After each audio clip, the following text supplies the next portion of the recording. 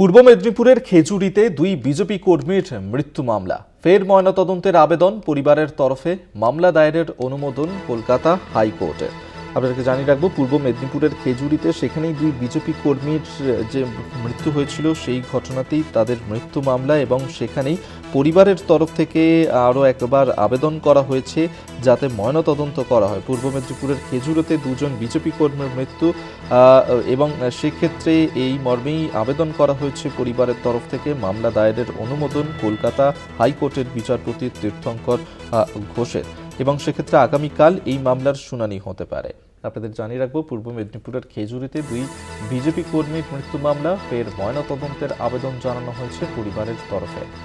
মামলা দায়েরের আবেদন পরিবারের তরফে।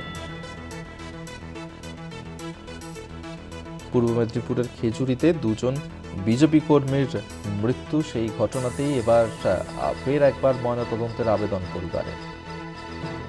পীযূষকান্তি নাগ আমাদের সঙ্গে টেলিফোনে রয়েছেন প্রতিনিধি, বিস্তারিত জানবো। পীযূষ, পরিবারের তরফ থেকে এই বিষয়ে ঠিক কি আবেদন করা হয়েছে কলকাতা হাইকোর্টে?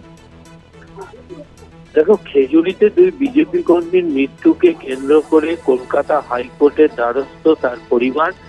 দ্বিতীয়বার ময়নাতদন্তের দাবি জানিয়ে তারা দ্বারস্থ হয়েছে। একটি ধর্মীয় অনুষ্ঠানে যোগ দিতে গিয়ে তাদের মৃত্যু হয় বলে অভিযোগ। এরই প্রেক্ষিতে তারা কলকাতা হাইকোর্টের ময়নাতদন্তের দাবি জানিয়ে মামলা দায়েরের জন্য বিচারপতি তীর্থঙ্কর ঘোষের দৃষ্টি আকর্ষণ করেন। বিচারপতি তীর্থঙ্কর ঘোষ মামলা দায়েরের অনুমতি দিয়েছেন। আগামীকাল এই মামলার শুনানির সম্ভাবনা রয়েছে। ধন্যবাদ। পীযূষকান্তি নাগ আমাদের সঙ্গে টেলিফোনে ছিলেন প্রতিনিধি।